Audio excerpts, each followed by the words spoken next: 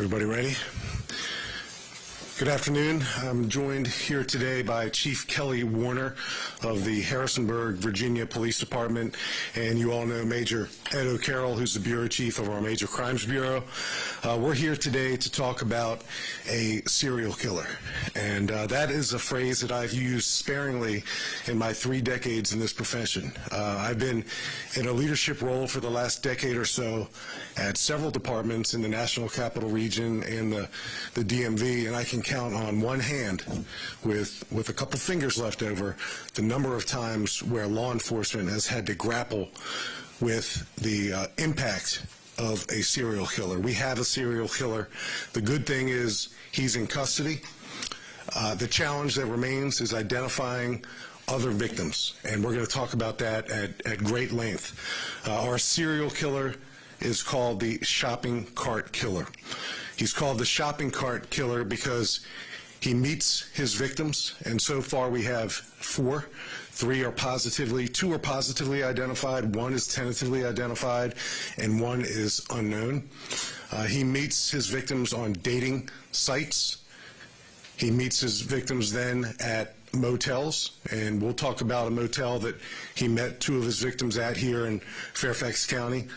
Chief Warner will go into the motel down in Harrisonburg where he met and killed 2 of his victims.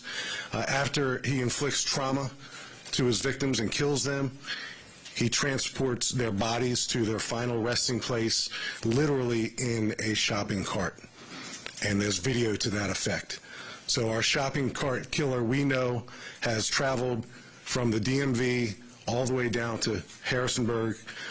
We're in the process of conducting, along with many other partners, a retrospective investigation to figure out where he's been, and we're going to find out exactly where he's been, and we're going to work with our law enforcement partners, homicide detectives, missing person detectives, to see if we can identify any other victims and families and communities that he has brought harm to.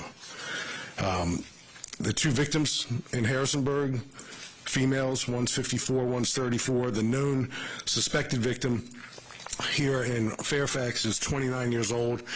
I want to thank Chief Rob Conti from the Metropolitan Police Department in Washington, D.C. When we start talking about these cases, you'll quickly remember the name Cheyenne Brown. Cheyenne Brown is who we tentatively believe one of our victims located here in Fairfax County is. We don't have 100% positive identification on her just yet, but we have a tattoo that's been positively identified by her family as Cheyenne's tattoo. And the reason why we're not waiting to share this information, waiting, that is, until we get positive 100% DNA or dental verification that it is Cheyenne, is because we believe that there may be other victims in the area and throughout the Commonwealth of Virginia, and we need to act now. We need to act right now with our law enforcement partners to figure out who else our killer has had contact with and what's his MO. Dating sites, motels, blunt force trauma, shopping cart, final resting place. He's killed 4 already, and we suspect that he has more victims. He's a predator, as all serial killers are, and it's our collective effort in law enforcement to do everything we can with each other, with the community, to identify other places where he has been so we can bring closure and ultimately justice. He preys on the weak, he preys on the vulnerable, and he does unspeakable things with his victim. Our shopping cart killer does unspeakable things with his victims. And it's our collective duty and responsibility to bring justice and closure to all of our communities. I think I'm going to introduce first Chief Kelly Warner again from the Harrisonburg Police Department. She's been a great partner, as has her entire police department. And then Chief Warner will bring up Major O'Carroll. Chief. Thanks, Chief. Good afternoon, everyone. I join Chief Davis in sending our condolences to all the victims' families in this tragedy that happened across the Commonwealth of Virginia. On November 23rd, 2021, Harrisonburg Police Department identified two female victims that were found dead in an open lot in a commercial district of the city of Harrisonburg. Anthony Robinson, age 35, was arrested as a result of video surveillance and cell phone records that connected him to two victims. The first victim, as Chief Davis mentioned, was Elizabeth Redmond, age 54, of Harrisonburg, and Tanita Laree Smith, age 39, of Charlottesville. Harrisonburg Police Department and Charlottesville Police Department were conducting two separate missing persons investigations, which resulted in narrowing the focus to the search this open lot. Both women were discovered within a short distance of each other, dead, although their deaths took place at two separate times. On November 30th, 2020, a Metropolitan PD contacted the Harrisonburg Major Crimes Division and noted that the last known person that a missing person that they were investigating had contact with Robinson. It was a result of that information, HPD Major Crimes was able to determine that through cell phone records that contact took place in and around the area of the Moon Inn on Richmond Highway in Alexandria.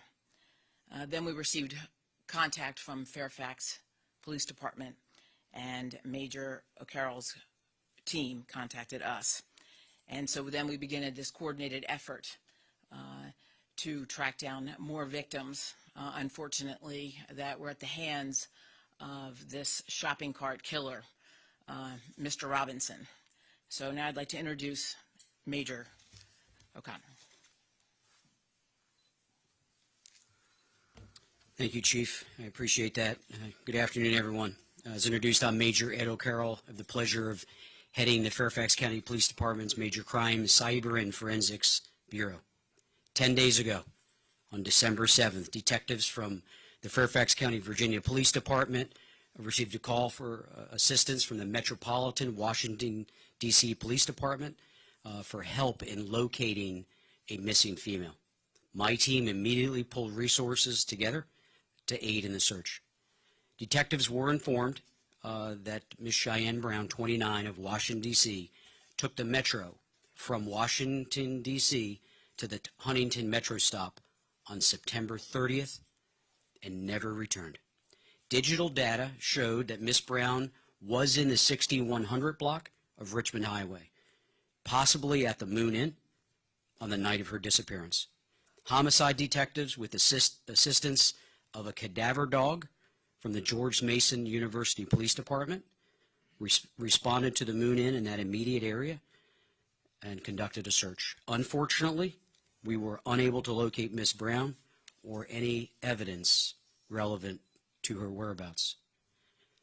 My team traveled to Harrisonburg to meet the chief and her detective team and to gather additional intelligence about the link between Ms. Brown and our suspect and the nexus to Fairfax County.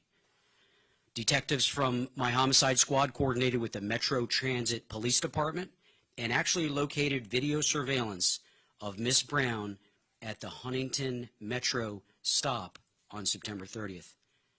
We authored a search warrant, executed for cellular data, and we received it immediately, confirming that Ms. Brown and the suspect were at the same location on September 30th, the night of her disappearance.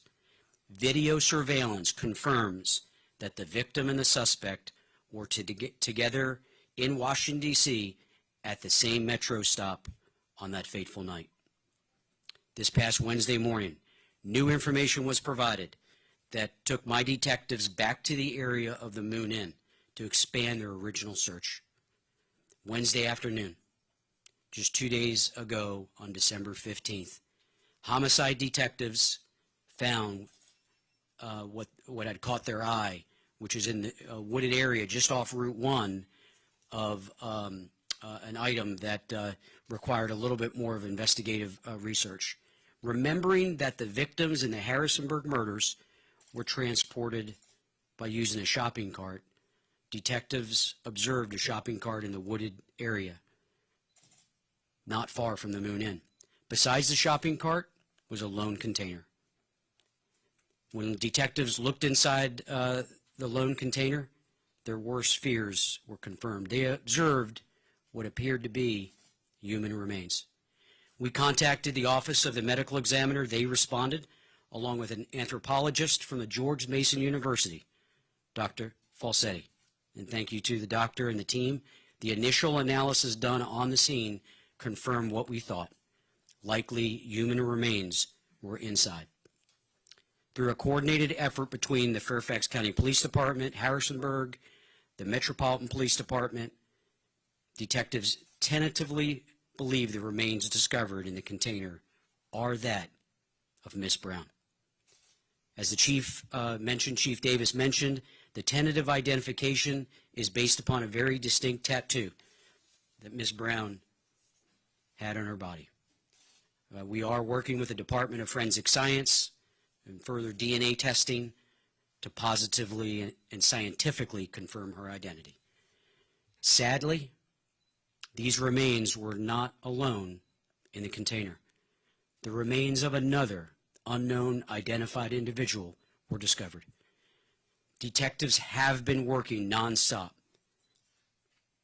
on this case since being notified of Miss Brown's disappearance in Fairfax County.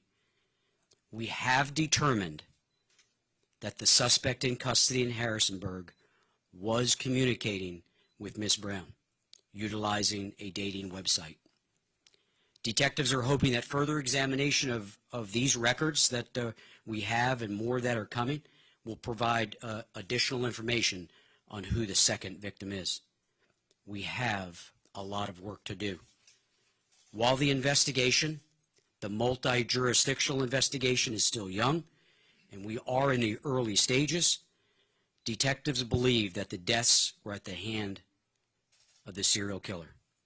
The suspect, thankfully in custody at the Rockingham County, Virginia jail.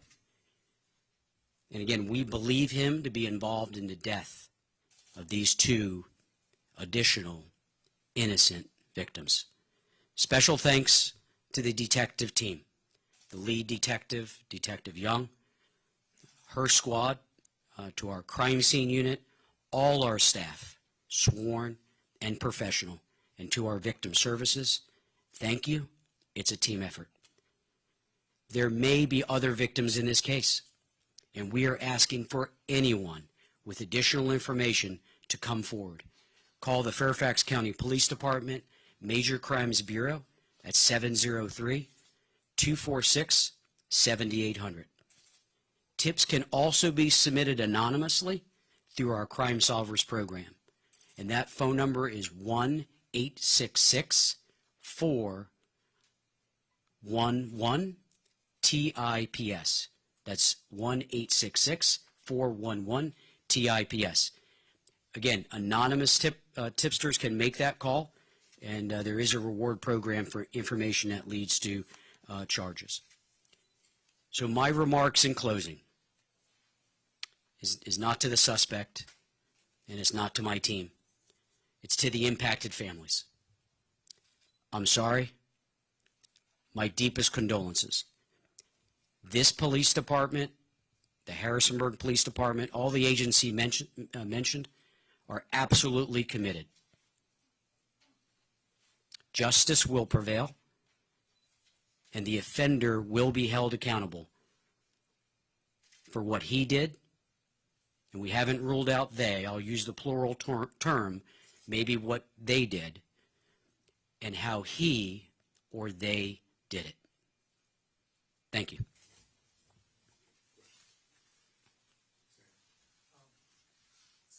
presume that perhaps this fourth victim is somebody from this area, because you say the remains were found in the same container? So, Sam, we have not positively identified the fourth victim, but we have leads that will hopefully, in short order, help us identify this unidentified person. We do have leads on who it may be. The state of decomposition was so bad that it's going to take a little bit of work, but we have leads about a missing person in particular in the area, last seen in the area, that we're following very closely. In this area? Last seen in this area. Chief, Bruce? as I understand it, Ms. Brown was 4 months pregnant. Does Virginia law allow you to charge for the death of that baby? Yeah, so I've spoken with the Office of the Commonwealth Attorney. I've spoken with the Commonwealth Attorney. He's aware of this case. He was when it first came to light. And then, to our surprise, that we have two victims, not one. That's something that's part of the investigation. And we haven't ruled anything out on potential charges for the person or persons responsible for these deaths. As I said in my comments, and I'll emphasize them because they're important, justice will prevail. Two quick questions. Has the suspect been cooperating at all, acknowledging any of these crimes? And then secondarily, is there DNA evidence to tie him to one, two, or more of these crimes? I'll ask Chief Warner to speak about the degree of cooperation. We certainly don't want to compromise the integrity of Chief Warner's investigation or our pending investigation, but I'll let the Chief address that. And DNA forensic evidence is always something that we're seeking. As we mentioned, the state of decomposition for the two victims found here in Fairfax County was so bad that it's going to take a little while to get 100% certain identification, but we have every reason to believe that Cheyenne Brown is one of the two persons in that container. And there's physical evidence as well to tie him to each scene or to all the cases? There's certainly mounting evidence that puts our killer right here in Fairfax County, just like he was placed right there in Harrisonburg. So, Chief, do you want to add to that?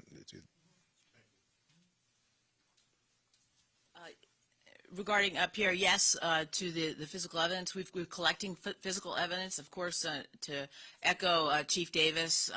Certainly, we're collecting all of that for DNA, and so we're going to hone in on that for certain. And regarding his cooperation, he does have an attorney, so we have not had a statement from him, so no. Chief Davis, two quick questions. Have you guys been in contact with any federal law enforcement assisting you guys as of right now in the investigation? Yeah, again, I don't mean to punt back to back, but I'll ask Chief Warner to describe some outreach that she has already had with Quantico. And then I'll reiterate, we are going to engage in a very thorough retrospective examination. We're working backwards right now. So thankfully, Anthony Robinson is in custody. We believe he's responsible for these 4 deaths, but what else is he responsible for? We know that he's had addresses as far north as New York, to Prince George's County, to Washington, D.C., and we know he's obviously traveled all the way down to Harrisonburg. But where else has he been? Where else has he laid his head? Where else has he worked? Who does he know in all the jurisdictions in between? So it's going to be a real thoughtful, thorough effort, because we need to work, again, with the jurisdictions to see if any of their missing persons meets the profile that we're establishing here for our killer's profile, and MO and all those types of things. And a quick follow-up. You mentioned that they were meeting at a hotel and had met or different hotels and met on dating apps. Do you believe that there's a sexual motive at all? Were any of these victims sexually abused or had sexual contact with the person in custody? Yeah, I don't know that with certainty, but again, that's something that we're obviously exploring. Chief, do you want to add to the earlier piece? Just that, we are working backwards right now. That's what we have to do. He's in custody now, and so that's what we have to take those steps just to go backwards, right? Because your question was working with the federal government. Sure, they're helping us now. The main thing is that he is in custody. So they are assisting us in that investigation because they have a bigger web for us. So to answer your question then is yes. It sounds like the victims that you know of now were people missing over a period of weeks or months. Do you have any working theory as to how far back you're going to be looking? Could it be going back years and years, or more recent, or just don't know? Well, we really don't know. Again, we don't know. That's why we're asking for the public's help. And we're scanning. This has gone out through all of our fusion centers. Do you know of any other missing persons? We're trying to gather as much intel as possible. I mean, Chief said it best. We are working backwards. That's why the Major put it out. Do you know? Is there any more information? Please get it to us. Could you describe, you said the bodies were found in a container in Fairfax County. Could you describe what that container was? And can you give us any background on Robinson that not much is known about? It was a large plastic container, and like Major O'Carroll described, adjacent to the container where we found the remains of our two victims was a shopping cart. So probably not remarkable to serial killers going back many years in many other places across the country, a remarkable absence of a criminal history, a remarkable absence. So that's why we're going to need help from family, friends, associates, employers, neighbors, anyone who can shed a little bit of light on Anthony Robinson's profile. I think he was pretty transient. I think he had many jobs over the years. But again, that transient nature is going to, or has rather, prompted us to figure out where he's been over the last several years. And this, like you said, this could go back. We're going into this wide open, clear-minded, open eyes to see how far back and how many victims he may be responsible for taking their lives. With the dating app as a lead, are you able to identify other names that you're going to follow up, and if you could give us a sense of how many names that might be? Yes, absolutely. That's why I said we have a lot of work to do. There's a lot of digital evidence in this case, a lot of search warrants that have and will be written. But let me just give you a time frame. An autopsy is underway today. This case is still active to uncover the two remains in the one container. Has had us busy yesterday and today. It's a tragedy. I see you kind of shaking your head, and I agree. This case has us shaking our head. Why? Because the victims did nothing wrong. Didn't have to happen. But justice will prevail. So we have a lot of work to do, and I do think from the video surveillance that we found, from the digital footprint that has been left by at least one of our victims and the suspect, this case is falling together to hold that offender accountable. Are you releasing some of that video evidence so the public can help in the case? So we have released the suspect's or the arrestee's photo.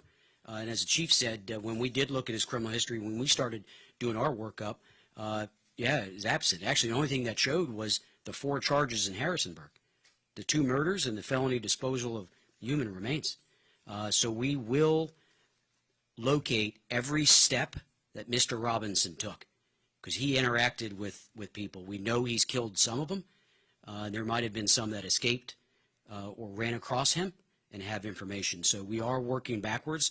We've added additional team members from Fairfax, but this is a multi-jurisdictional case that will likely take us even out of Virginia. I was just asking about the video in terms of, is that video you will release or have released? No, we're not intending to release the video right now. We're working with the families. We're trying to give them as much information because we're hours into this. It's still in the double digits so we're working with the families. If we find something that gives more light to who Mr. Robinson is, but we want people to come forward that have run across him. Maybe they work with him. Maybe they met him on a social media type site. Maybe they live down the street, or they just ran into him at a grocery store. There are people that have information, and we're asking them to help us bring justice to these victims. If it is just these 4 victims and the 4th victim is the person that you believe it is, over what period of time do you now know that he was operating? Over what period of time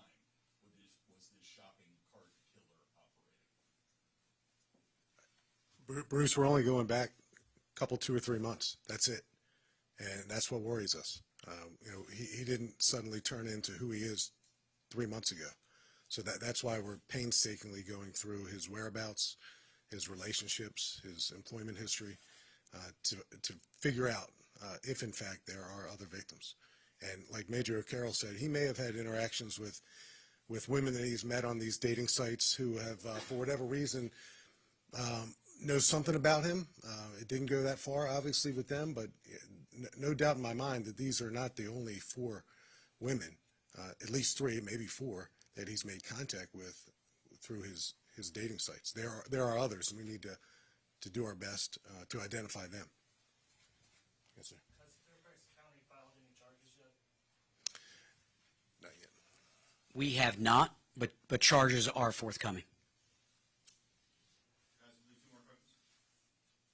Quick question about the TikTok threats that have been going around. I know it's a side note, but do you believe that any of the threats to public schools in Fairfax County, are there credibility to any of those? And are Fairfax County police moving around the school districts today? Well, yeah, I'll say, first and foremost, we have a premier school resource officer program. Our SROs are part of a nationally renowned SRO program. So we're aware of all those bits of information that come in, and we act upon them swiftly and judiciously. So it's something we always take very seriously, and we're taking it very seriously this time. Thank you. Just for each of the victims that you know, were all of them introduced to him through the dating app? Is that how he? We believe that the 3 are. Obviously, we don't have a confirmed identity on the 4th one, so I can't speak to her. But again, the commonality is, how do they meet? Dating sites. How are they killed? Trauma to the body. How are they transported to their final resting place? The shopping cart. Hence, shopping cart killer. And I don't want to give this guy a cape, but that's who he is. He's a killer. He's a serial killer. We know who he is. Thank God he's behind bars right now, but that still doesn't take away from the urgency that exists to identify any other victims that might be out here, literally beyond the Commonwealth of Virginia and up the East Coast. Thank you.